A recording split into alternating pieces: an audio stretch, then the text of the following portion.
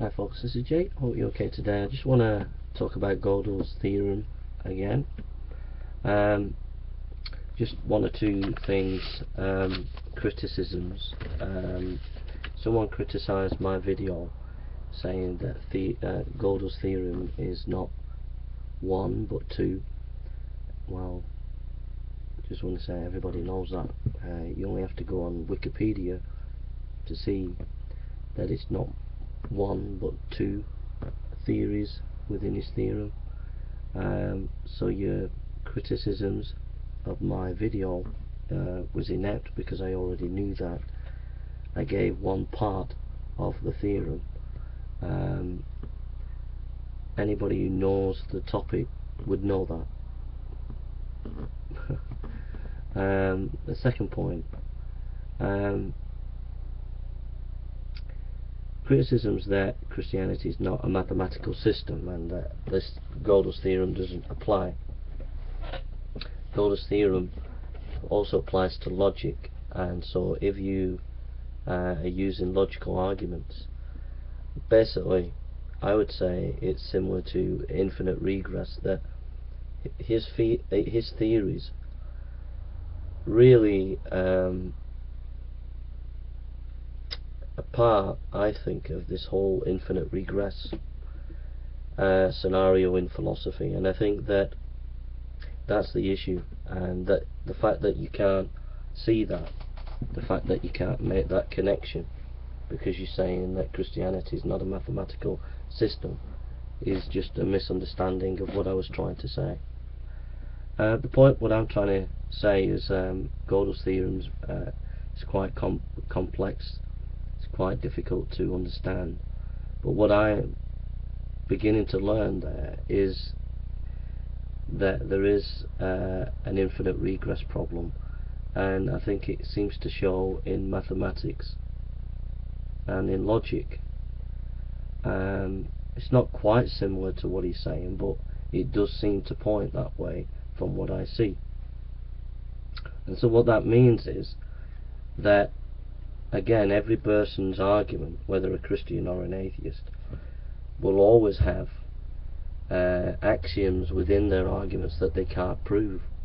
There will always be assumptions within any logical argument. And so it's not just about empiricism and bringing your arguments and saying X, Y, Z, I've got my scientific evidence against Christianity, I've got my scientific evidence for Christianity. You also got to go to this infinite regress problem and got to deal with presuppositions, basic axioms that we can't prove, and we've got to look at them and look at whether they are consistent within our worldview. So that's why it's a big problem for atheism, because a lot of atheists, a lot of skeptics, feel that they don't have a problem, that they feel that they can throw out whatever scientific evidence they want to throw out, and they don't have to analyze their axioms that they can't prove. They present to the public that they can prove these axioms, and they can't. And so we have to look at whether the world, that their worldview is consistent with reality. So that's why I mentioned it.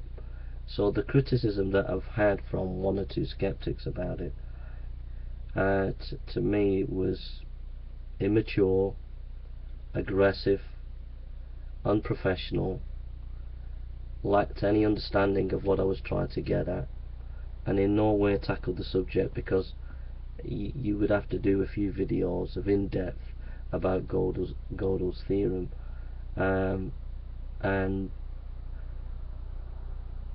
I'm not a mathematician. I'm just talking from a theological and philosophical point of view, and just trying to connect the dots on it, and just trying to encourage people to maybe read and study this and think about how that relates to philosophical discussions concerning Christianity and atheism.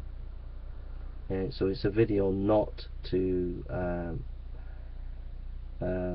say this is done and dusted and I've got it all sorted out, but it was a video to encourage people, to push them to go and think about this, to reflect on it.